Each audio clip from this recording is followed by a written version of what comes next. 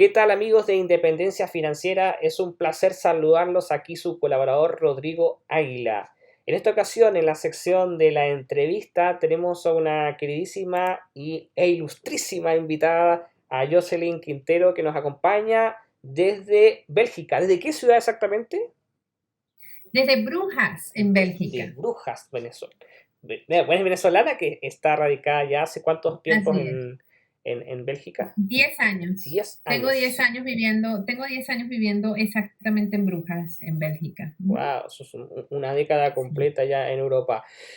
Bueno, hoy día nos va a conversar quién es Jocelyn y qué proyecto está, qué es Armonía Financiera, acerca del libro que escribió. Y bueno, la verdad que es una mujer no muy interesante, extremadamente interesante. De hecho, estábamos platicando un poquito antes y la verdad es que digo, ¿sabes qué? Detente porque es que esto tiene que escuchar el público, ¿no? Así que, Jocelyn, nuevamente muchas gracias por aceptar esta humilde invitación. Gracias a ti, Rodrigo, y pues bueno, feliz de estar aquí compartiendo con todos tus escuchas en este maravilloso encuentro. Y pues sí, lista para repartir semillas de riqueza y conectar con toda esa gente que quiere conocer otras áreas interesantes dentro del mundo del dinero, la riqueza, la abundancia, la prosperidad y todos esos temas que generalmente los tenemos bien mezclados y no nos permite a veces disfrutar cosas que son fundamentales y están ahí ya disponibles. A ver, para ir entrando en contexto, eres conferencista. ¿Qué nace Ujú. primero? ¿Armonía Financiera? ¿Tú, como escritora? ¿Qué fue primero? ¿Conferencista? Porque generalmente una cosa lleva a la otra. ¿Cuál fue lo primero? ¿La gallina o el huevo, no? En este caso. Sí, fíjate, en primero yo tengo desarrollada prácticamente toda mi vida. Actualmente en este momento tengo 42 años, de los cuales probablemente 20, 26 probablemente tengo dentro del mundo financiero. Yo empecé en el mundo financiero a los 16 años trabajando en la banca y me fui desarrollando, hice toda una carrera, ya después no en la banca, pero sí en los departamentos financieros de las empresas multinacionales y luego terminé siendo inclusive consultor de sistemas financieros. Eso me lleva a mí obviamente por comprender el mundo financiero desde muchas aristas, pero me fui dando cuenta de que la dinámica financiera era como muy elitesca. No sé si es la palabra adecuada elitesca, pero sí había como un elemento que separaba. Parecía que los financieros estaban así como en otro espacio, ¿no?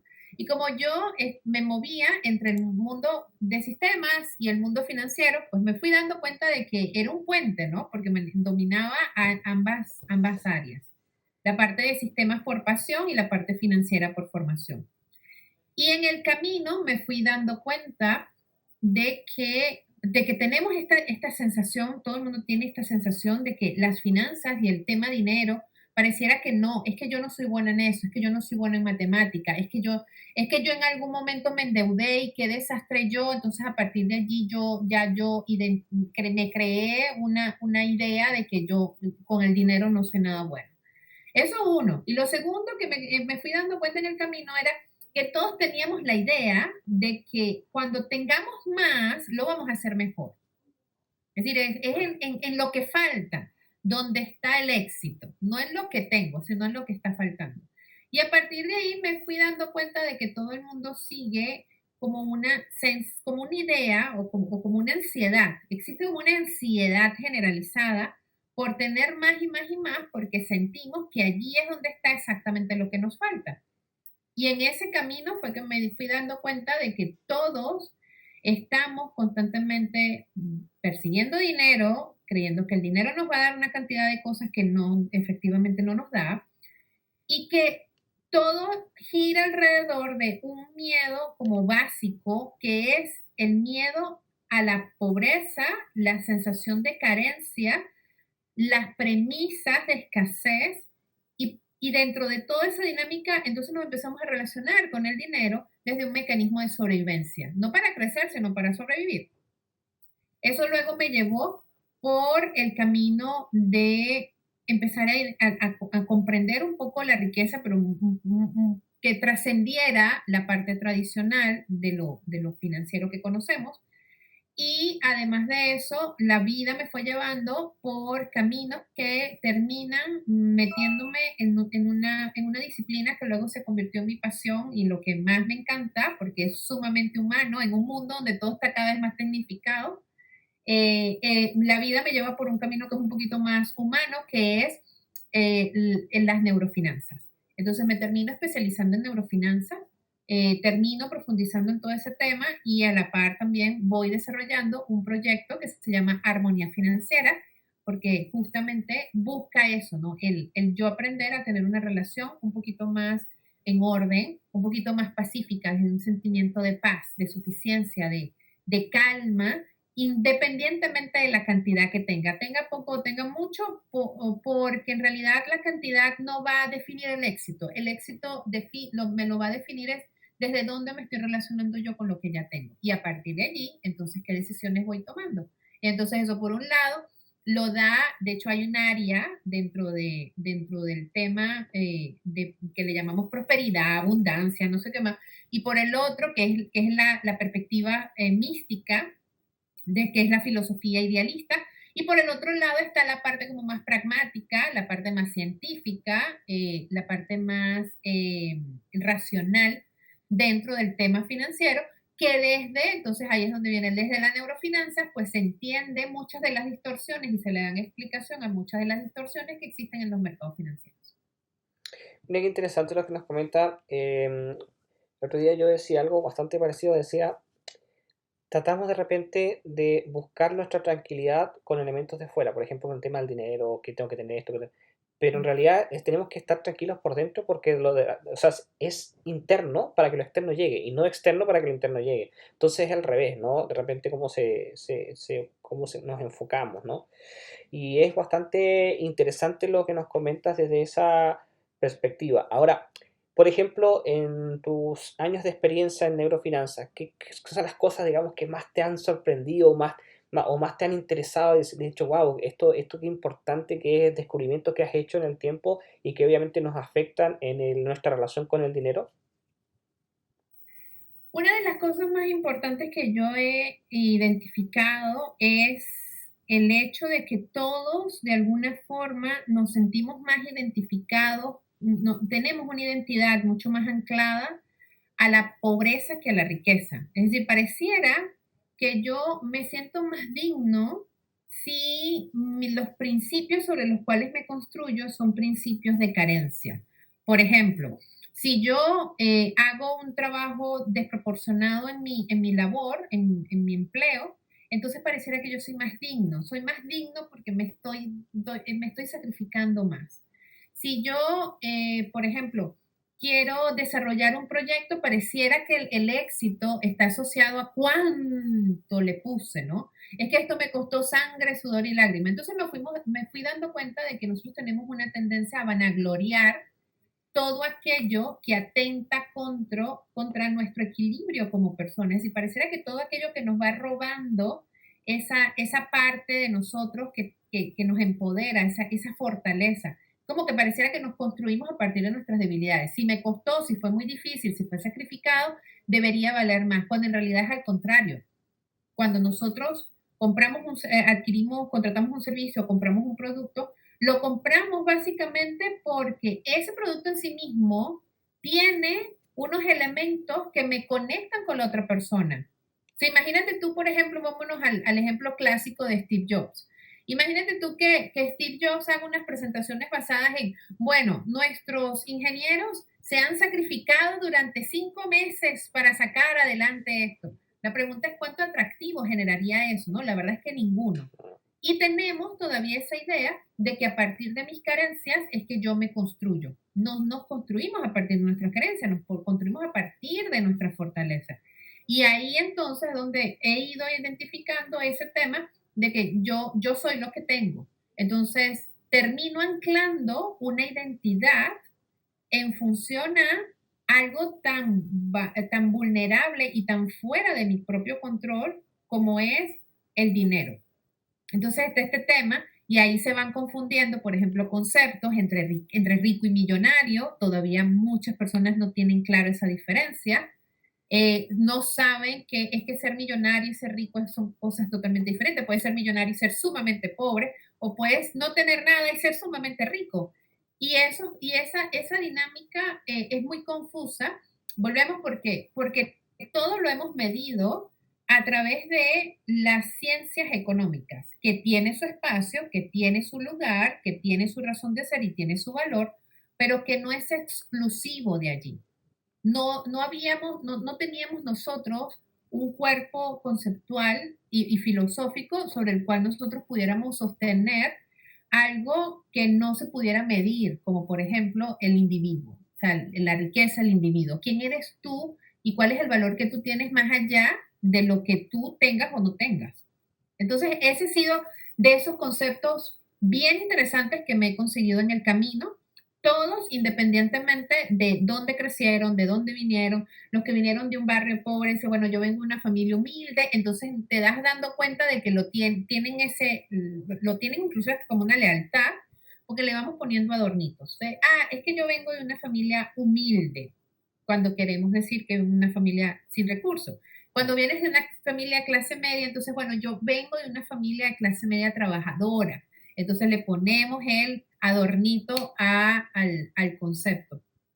Entonces, para mí ese ha sido uno. El segundo sí tiene más que ver con el tema de la neurociencia y es el hecho de que nosotros todavía no tenemos una relación sana con el dinero. Es decir, nosotros todavía tenemos una relación de dependencia, de apego y de identificación a través del tema dinero. Entonces, ¿eso qué significa? Significa que cada vez que yo estoy a riesgo de perder dinero o estoy o hago una inversión, yo entro con ideas distorsionadas con respecto a eso. Y además, en el camino voy poniendo mi propia identidad. Entonces, una de las cosas que te vas dando cuenta, por ejemplo, ahorita con todo lo que hay en el mundo financiero, en las redes sociales, es que la gente se asume exitosa porque generó unos rendimientos en el mercado con una inversión, ¿sabes? Y automáticamente, entonces eso los convierte, no, es que yo soy brillante o yo soy exitoso. Ahora, ¿cuál es el problema de eso? Bueno, que eso también se da en sentido contrario. ¿Qué pasa cuando no tengo la ganancia? ¿Qué pasa cuando invertí algo que no se dio? ¿Qué pasa cuando, entonces ahí nosotros, de la misma manera como generamos esos shocks de, de, ¿cómo se llama?, de adrenalina cuando tenemos ganancias, pues también generamos un cortisol terrible en el cuerpo y se dispara un mecanismo de sobrevivencia y somos capaces de un montón de cosas cuando perdemos dinero. Entonces, tenemos una relación de dependencia psicológicamente hablando, porque a veces pueden hasta tener dinero, pero igual hay una dependencia psicológica con la parte financiera. Bueno, yo creo, no quiero sacarte un poco del tema, pero estaba recordando, yo inventé una fórmula, yo siempre invento cosas, inventé una Ajá. fórmula, lo que pasa es que yo encontré un problema. Como también doy consultoría en finanzas personales, generalmente el que llega a yo comparo mucho esto con el odontólogo. Mucha gente llega al odontólogo cuando ya tiene el dolor ¿no? Claro. Entonces, porque ya no hizo lo que tenía que hacer. Entonces, mucha gente llega, la mayoría, el 99% llega a mí cuando ya tienen pues el agua en el cuello y quieren que uno saque una varita mágica y le solucione el problema. Y no es así, ¿no? Entonces, yo encuentro que hay dos problemas con el tema del dinero. Hay gente que tiene la mentalidad de pobre en el sentido de que tú le gane el salario que gane, gane el dinero que gane, se gane la lotería, tiene que quedarse en cero. Tiene que botar todo ese dinero y quedarse en cero para justificar que son buenas personas siendo pobres. ¿Y por qué? Porque tiene la mentalidad de que tener dinero, el que tiene dinero es malo. Pero también encontré que hay otras personas que han llegado a la pobreza y han logrado, con mucho esfuerzo, emprendimiento, trabajo, lo que sea, hacer fortuna. Y fortuna millones de dólares. Pero Ujú. siguen viviendo igual que cuando eran pobres. Entonces, bueno, quizás son espirituales, minimalistas. No, simplemente son gente que tiene miedo a volver a la pobreza y por eso no gastan. Y la racionalidad es que dicen, a ver, tío, tú tienes, no sé, 100 millones de dólares, si te gastas $1.000 en algo tonto, para darte un gusto, no te vas a quedar pobre, porque 10 millones de dólares claro, menos $10.000 o $1.000 no es nada, pero aunque racionalmente se puede entender así, la suma y resta, su emocionalidad no lo interpreta así. Entonces, a lo que claro. yo creé una fórmula que se llama la fórmula de los 240, que una persona tiene que, si tiene un patrimonio importante desde $1.000.000 para arriba, dividirlo eso en 240, que representa 240 periodos o 20 años, y ese es su salario. Es decir, por ejemplo, alguien que tiene $1.000.000, dividido 240, te da más o menos $4.000, 4.000 y algo. Ese tiene que ser su salario, ¿para qué? Para lograr una especie de equilibrio entre, oye, está bien, estoy protegido por 20 años sin ingresar $1, y puedo vivir con esto, y no estar, no, que sigo viviendo con $500 porque tengo miedo de perderlo, ¿no? Entonces buscar ese equilibrio entre el patrimonio versus igual vivir, disfrutar de ese dinero, sin que tampoco al otro día se haga con un Ferrari, con una casa y se quede en cero, ¿no? Entonces, me he encontrado mucho con ese patrón, digamos, esa enfermedad extrema de la relación mala con el dinero, de gente que es capaz de hacer mucho dinero, pero tiene miedo de volver a la pobreza y toma decisiones tan irracionales, porque es irracional no querer darse Claro. un gusto. O sea, te doy un ejemplo. Aquí en mi ciudad hay un millonario, que es apellido Mm. Nanduani, es un hindú. Él llegó sin nada y es millonario. Creo que es el hombre más rico millonario, porque rico obviamente es un concepto muy vivo, de acá de la zona.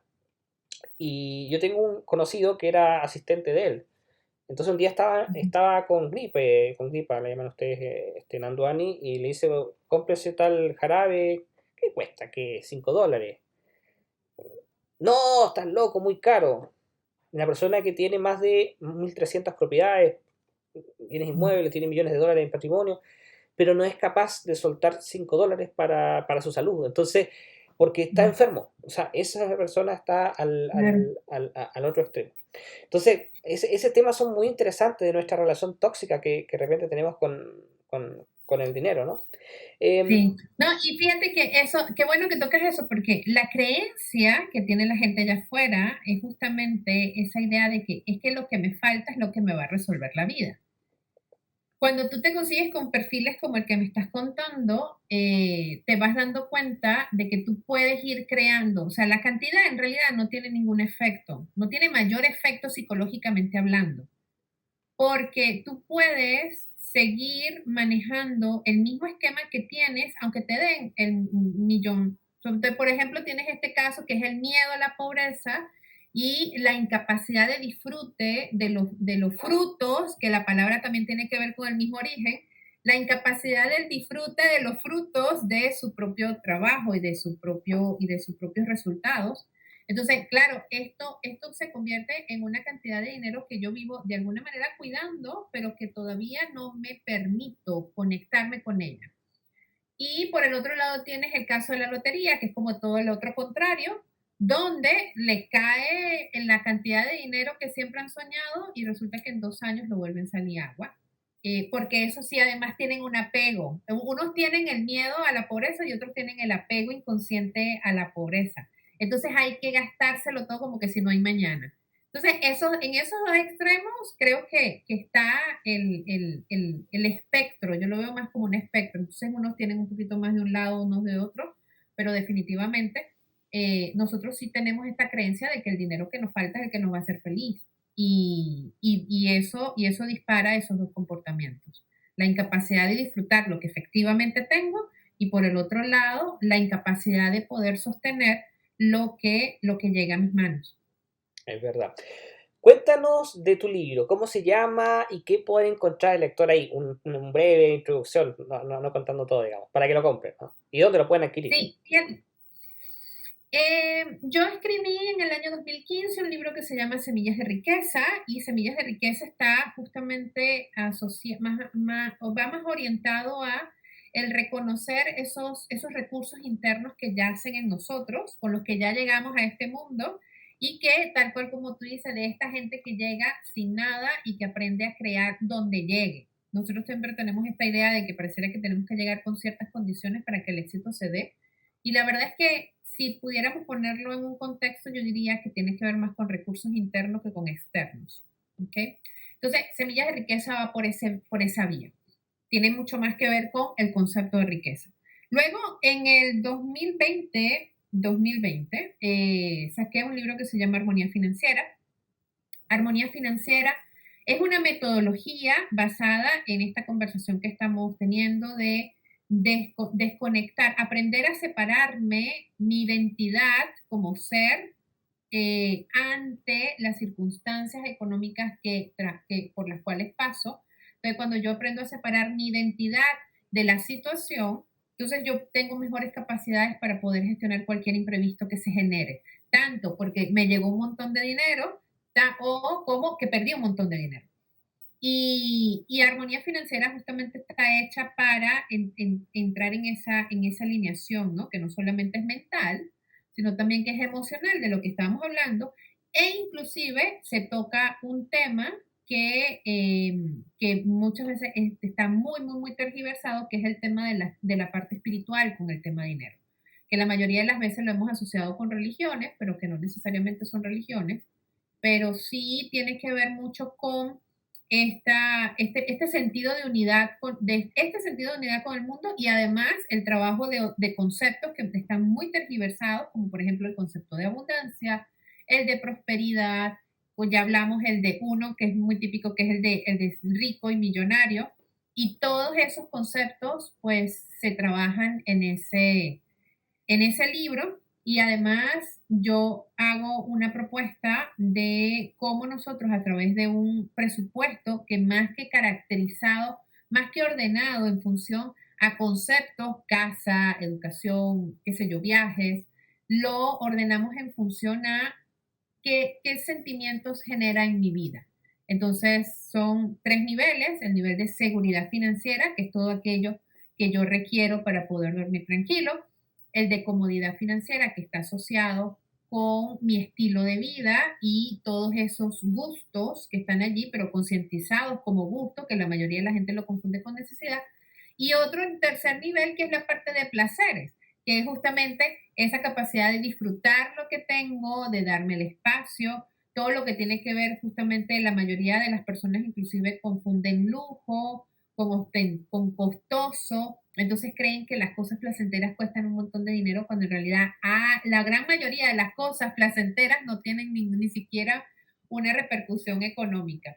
Entonces, al ordenar todos esos conceptos, pues tenemos como mucho más claro cómo me estoy conectando yo con el dinero, si esto tiene que ver o no con abundancia, si esto es un tema de prosperidad, si esto es un tema de finanzas, y a partir de allí, pues ir tomando cada vez mejores decisiones. De hecho, fíjate, hay un punto que la gran mayoría ignora, y es que el hecho de que el dinero es solamente el 1% de todo lo que es el sistema financiero. Y la gente asume que finanzas es igual a dinero. Pues no, las finanzas es dinero más un 90% que no tomamos en cuenta. Y en el mismo momento que vemos eso, pues van a pasar cosas como gente que no tiene ni un peso en su cuenta, pero que su mundo financiero es sumamente próspero. Así que le va súper bien en su mundo financiero, pero que en la cuenta no tiene nada. Pero si yo aprendo a conectar justamente esa idea de riqueza en función del dinero que tengo en el banco, bueno, voy a empezar a tomar decisiones que no necesariamente son muy sanas, como por ejemplo, dinero que debería estar invertido, lo tengo metido en la cuenta, y empiezo en una dinámica de acumulación, porque creo que la acumulación es lo que me va a dar la estabilidad. Y tiene Y la miedo, y no verdad, invierte porque tiene miedo de perderlo por el riesgo, y no lo gasto exacto. porque no quiero que ese dinero Sí, sea menor, que se acumule. Y ese sí, círculo. o lo invierto con unas expectativas irreales, como por ejemplo, mucho de lo que vemos de, no, es que yo voy a poner este dinero aquí, pero tú me garantizas que esto se va a duplicar en 15 días. No, no se va a duplicar en 15 días. Ah, no, entonces mejor no lo muevo. No, tienes que moverlo justamente porque tienes que aprender cómo funciona el tema. No, no, no está garantizado. Entonces, y inclusive esa tendencia de nosotros arriesgarnos muchas veces innecesariamente, como eso, que pareciera ser que es muy seguro, pareciera ser que es muy seguro tener un montón de dinero en el banco, cuando es al contrario, es muy riesgoso tener un montón de dinero en el banco, y ordenar todo eso en nuestro mundo, no solamente a nivel técnico, como lo vemos en las finanzas tradicionales, sino además también psicológico, cómo hemos nosotros también pasado.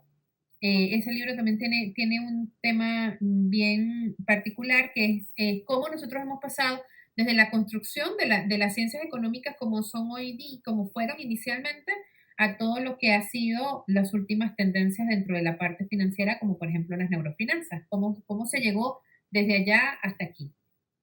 Y además recordar que la economía tiene solamente 300 años, no es tan antigua como para que sea tan perfecta. Es verdad, es verdad. ¿Y dónde pueden encontrar tus libros para los que quieran adquirirlos? Lo pueden conseguir en Amazon. Amazon es el espacio en el que lo pongo porque siento que está disponible para la mayor cantidad de personas. En algún momento espero que esté en las librerías. Eso es parte de los planes y proyectos con respecto a los libros. Y bueno, y el proyecto que viene próximamente sí es el del libro de neurofinanzas, que ahí Interesante. sí hay. Ahorita la información que existe alrededor de neurofinanzas está más que todo en papers, está mucho Bien todavía técnico, en fases de investigación, claro. pero sí siento que es sano que las personas vayan aprendiendo del tema, vayan conociéndose, porque en realidad tiene mucho que ver con el ser humano, no tienen que hacer mucho, una cosa muy profunda, más que autoobservarse y conocerse. Bueno, una de las cosas que marcó un hito ahí, y encuentro muy interesante en el tema de la economía, de forma disruptiva, fue que por primera vez un psicólogo, Daniel Kahneman, fue nombrado Premio Nobel de Economía, que tengo su libro Pensar rápido, pensar despacio, que es una pequeña Biblia, una Biblia, pero es un trabajo de investigación enorme, muchos años de Kahneman, con su grupo más cercano, y la verdad que es interesante cómo la economía conductual pasó a ser algo que pasaba a ser algo como esotérico a algo realmente tangible, valorado en el mundo tan técnico y elitista, como tú dices, del mundo del sector de los economistas, ¿no? Creo que muchos todavía se resisten a eso y piensan que es casi como brujería, pero es la realidad, es la relación que tenemos en la economía conductual. De hecho, hay varios libros que han emanado de ahí. Por ejemplo, tengo uno que se llama Las trampas del dinero, que es de Daniel Ariely, muy bueno, igual lo tengo por acá, lo Los leí. amo, los tengo todos, Sí, así es. es muy bueno. Después está Las trampas del deseo, que también creo que es de Danieli. Son muy buenos libros porque en realidad te dice, oye, en realidad sí, somos bien tontos como pensar. Yo lo veo en el terreno de las inversiones, como operan los mercados capitales. Cuando gana, yo le digo a un cliente, ganaron un 2%, sí, perdiste un 2%, es la misma cantidad, mismo porcentaje, Es la misma. pero la reacción es totalmente distinta. O sea, somos aversos a la pérdida de una forma totalmente diferente. Don Duele dice que algunos dicen que hasta 3 veces más, 4 veces más, 2 veces más, pero lo que sí, más allá es cuánto más, es que es más, siempre es más. Sí, La así es. relación que, Nunca somos indiferentes a la pérdida como si lo somos a la ganancia. exacto, y el hecho de la gente, digamos, la gente cuando invierte como que automáticamente tiende a decir, automáticamente tengo que ganar, es que si gano es natural porque estoy invirtiendo, y no es así, puedes invertir y perder. Entonces asumen de que invertir es igual a ganar, y no es así, eso no es necesariamente así. Entonces, claro, pero es todo un tema y es muy, muy, muy interesante. Cuéntanos un poquito, bueno, de tu próximo libro, no queremos ahí ponerte en presión, pero más o menos para cuándo podríamos tenerlo disponible, digamos. ¿Cuándo estimas? Fíjate, para mí el proyecto del libro de neurofinanzas ya está en proceso y la idea es tenerlo listo este año, es decir, a finales de este año que ya esté. Porque la complejidad que tiene ese libro en particular y que no lo tuvieron los otros dos, es que el primero, mi primer libro fue muy experiencial, fue muy mi propio proceso. El segundo fue básicamente ordenar conceptos, pero el de neurofinanzas es un libro de divulgación y eso implica pues todo un proceso de investigación de de todos los análisis que se han hecho y todos los papers que han publicado. Entonces, ese sí tiene como de repente un poquito más de complejidad, además de que casi no toda la información relacionada con neurofinanzas está en inglés. Unos en inglés, otros están en alemán, entonces sí hay en italiano, entonces sí hay un trabajo de condensar la información para hacerla digerible Y de entrada, sí, con la mirada de que sea digerible para todos. Es decir, que no sea necesariamente un tema, como digo, un lenguaje neurocientífico, porque sé que los financieros entenderían un poco el tema de la complejidad lingüística, porque no se enredarían con un libro que les explique cosas financieras de la neurofinanza, pero la idea es que sea amable y que sea comprensible para todo público. Claro. Cuéntanos un poquito el tema de conferencias. Bueno, yo sé que estamos en un periodo de que yo igual como conferencista, olvídate, la última conferencia que di fue el 2020, justo antes de la pandemia, de ahí no he vuelto a dar conferencia alguna. Pero generalmente, ¿a dónde has dado conferencias? ¿En Europa, en Latinoamérica o son online? ¿Cómo ha sido eso? Fíjate, a mí se me da mucho más fácil online, por la flexibilidad, bueno, y que vengo de sistemas. O sea, para mí, yo parto de una premisa muy ambiciosa, probablemente, que es todos nosotros somos una multinacional en potencia. Entonces, eso implica que nuestro radio de acción puede ser donde nosotros estemos. Estamos literalmente desvirtualizados, somos prácticamente omnipresentes en la vida de los demás. Y la mayoría de mis conferencias han sido online. Sin embargo, he dictado conferencias en Ámsterdam, en Milán, en Suiza, a ver, en España, en México, también las he dictado. La idea es que eso empiece a crecer. Tengo la mirada puesta en otros países como por ejemplo Colombia, Ecuador, Chile, y la idea es pues ir cada vez creando estos espacios para que para mí son como espacios de conciencia. Ese tiempo que nos tomamos en reflexionar dónde estoy y qué realmente es lo que quiero con respecto a mi mundo, en este caso financiero.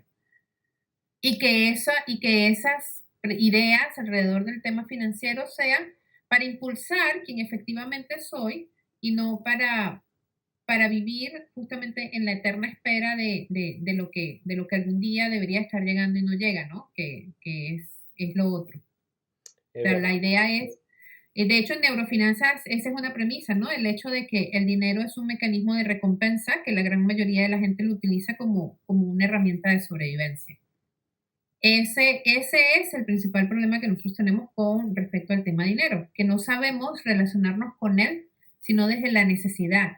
Si pareciera que si no lo necesito, entonces no lo tengo. Entonces, tengo los ingresos limitados a mi estado de necesidad, tengo este tema me conecto con las cosas solo si las necesito, entonces, o tengo un sobreuso de la palabra que necesito, y entonces le llamo necesito a todo y compro de todo, o tengo entonces la idea de que solo lo que necesito es lo que yo compro. Entonces, no sabemos diferenciar entre lo quiero, lo necesito, lo tengo porque lo elijo y lo puedo pagar, a justificar una necesidad que no existe. Entonces, todo eso sí creo que es necesario e importante que se creen esos espacios donde nosotros pongamos en perspectiva cómo nos las llevamos nosotros con el dinero, las finanzas, la prosperidad, la abundancia, la riqueza. Eso creo que para mí siempre ha sido un tema interesante. Desde chiquita siempre me ha gustado hablar de dinero. A mí también, a mí Siempre he sido también. bastante inadecuada hablando de dinero en espacios donde la gente me ve así como raro y dice, ¿por qué ella está hablando de esto aquí? A mí también, Pero y lo más gracioso es que, y eso a veces la gente se equivoca, porque dice, que habla de dinero es porque es materialista. Yo soy 0% materialista. Yo puedo vivir con tener para comer mi laptop y mis libros, que digamos que lo único que como son libros, y da nada más. O igual. sea, yo soy una persona cero materialista, cero, cero, pero me encanta el tema financiero, una pasión. Entonces, Exacto. eh, ese es el tema. Cuéntanos ahora de tu sitio web. ¿Cuál es tu sitio web y qué pueden encontrar ahí?